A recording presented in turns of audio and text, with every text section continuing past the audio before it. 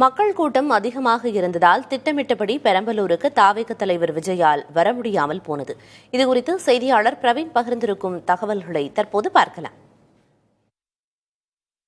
தாவேக தலைவர் விஜய் தனது மக்கள் சந்திப்பு சுற்றுப்பயணத்தை திருச்சியில் தொடங்கியிருந்த நிலையில் அவர் திட்டமிட்டபடி பெரம்பலூருக்கு வர முடியாமல் போனதற்கு ஒரு முக்கியமான காரணமாக மக்கள் அதிக அளவில் கூடியிருந்ததாலும் வாகனத்தை உள்ளே கொண்டு வர முடியாத ஒரு சூழல் இருந்ததாகவும் ஒரு தகவல் தெரிவிக்கப்பட்டிருக்கிறது. மாவட்ட ஆட்சியர் அலுவலகம் அருகே இருந்து பெரம்பலூரை சார்ந்த மக்களை பார்த்து கையசைத்து சென்றிருக்கிறார் என்கின்ற ஒரு தகவலும் இருக்கிறது. கிட்டத்தட்ட மாலை 5 மணிக்கு திட்டமிடப்பட்டிருந்தது. பெரம்பலூர் வானொலி திடல் தற்போது நம் காட்சிகளில் பார்த்துக் கொண்டிருக்கக்கூடிய இந்த பகுதிக்கு மாலை 5 மணிக்கு என நேரம் திட்டமிடப்பட்டிருந்தது.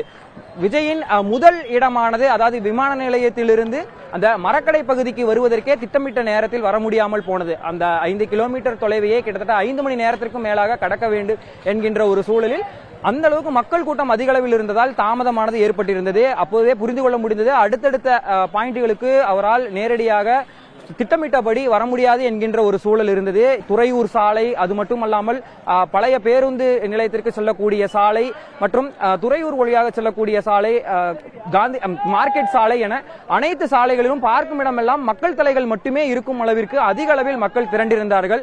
ஒவ்வொரு நேரத்திலும் அவர்கள் சோர்வடையும் போது விஜயின் கட்சி பாடல்கள் மற்றும் அவரது சினிமா பாடல்கள் ஒளிபரப்பப்பட்டு மக்கள் சோர்வடையாமல் கிட்டத்தட்ட 12 மணிக்கும் மேலாக வரையிலும் விஜய் வருவார் என்கின்ற ஒரு பெரிய ஆவலோடு மக்கள் காத்திருந்தனர்.